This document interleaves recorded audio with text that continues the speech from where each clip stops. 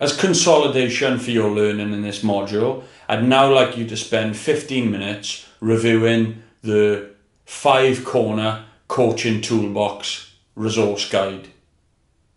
where you'll see our 5-corner model with the tools that can help you implement and improve those corners within your players, and a bullet point version of the specific tools you can use, which have got hyperlinks to further resources and videos.